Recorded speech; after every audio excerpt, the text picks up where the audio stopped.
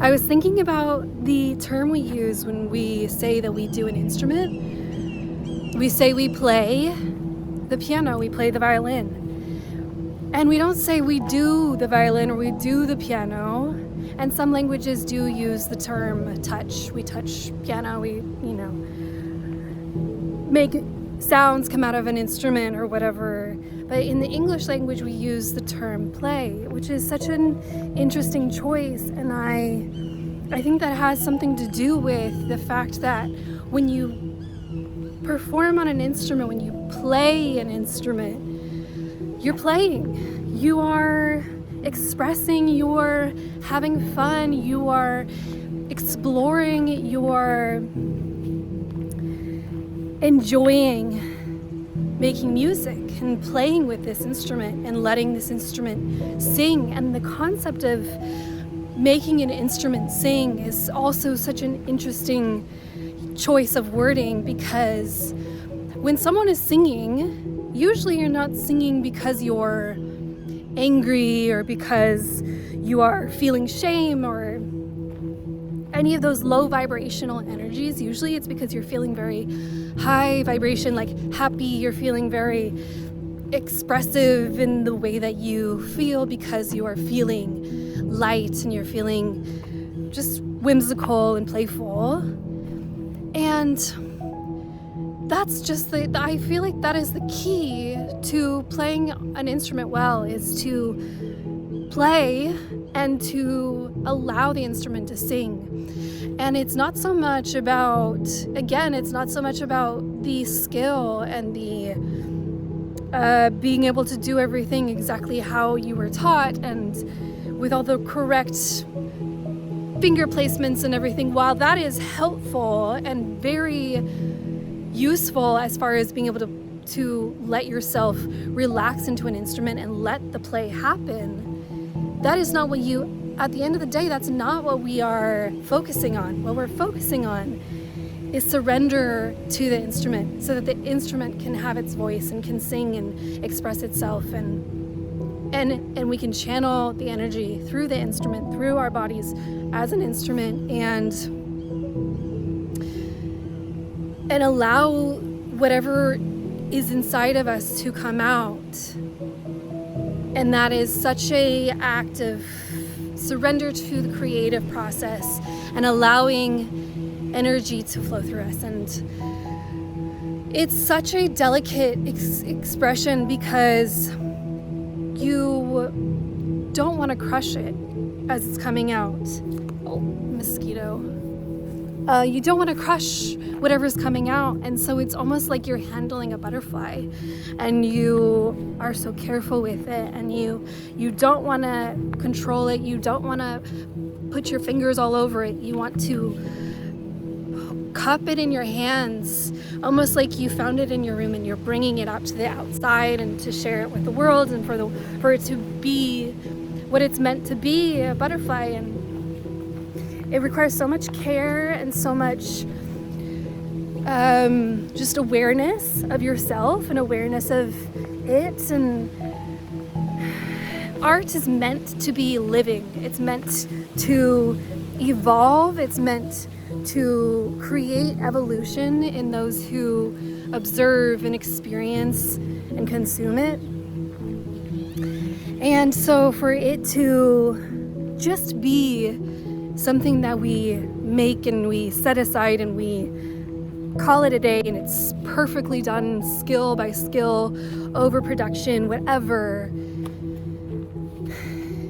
you've crushed the butterfly at that point, and it's not alive anymore. It may still be beautiful, it may still look like a butterfly, but it can't continue its life after that. And my favorite way to create is by listening to the song as I'm creating it. As a songwriter, I love to sit at the piano or whatever instrument I'm on at the time and just let my fingers do whatever it feels like it needs to do and listen for what melody sticks out to me, which melody wants to come out more, and then I will take that melody and I will create a world around that melody.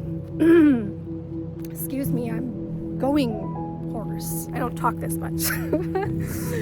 But yeah, you let the melody tell you what it wants to, what atmosphere, what world it wants to live in. And so then I go to my computer, or I go to another instrument, and I create a mood around it. But every time I'm trying something new, it's a lot of trial and error, a lot of experimentation. Sometimes it hits and sometimes it doesn't. And that's okay, and I'm okay with the process, and I'm okay also with erasing what I've just worked on if it doesn't serve the melody, if it doesn't serve the song and what it wants to become. It's all worth it, and it's all important because it's all part of the process. So the idea that I am creating this song and that I am making this song and this is coming from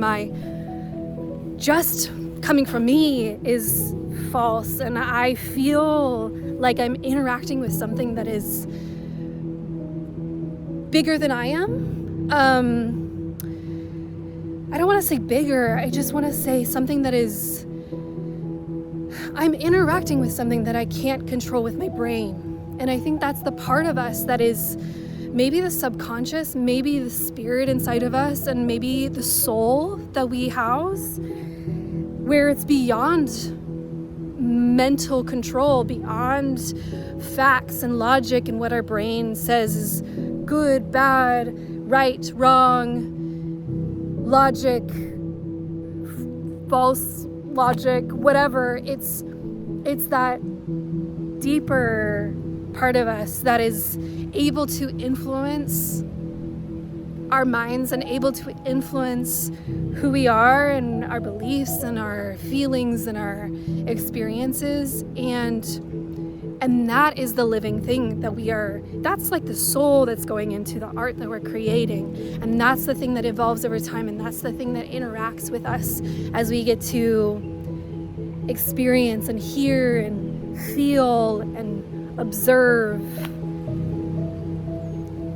in the art that is created through us. It's such a beautiful, incredible experience. And I want to say again, this doesn't have to do only with a physical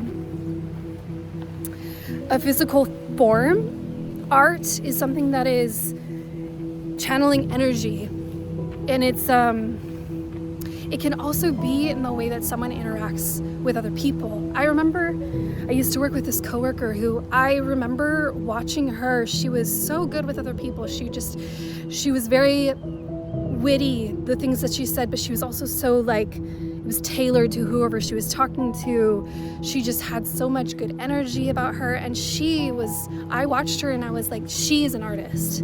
She is an artist in the way that she interacts with people and the way that she carries herself in this world. And I don't think I'll ever forget that. It was just so beautiful to watch, so inspiring to watch, and made me want to do that. It was inspiring, which art should be. Art should be inspiring. So I want to state again that it's not always a physical form. Art is not always a physical form. It's channeled energy, and we get to do that in every area of our life. And that is why every person is an artist, and every person can channel energy in the way that's unique to them and to their story, to their feelings, to the full integration and wholeness of who they are as a person. Look where I am. Insane. I'm like mind blown every time I come down here. This is like a dream. It's a dream.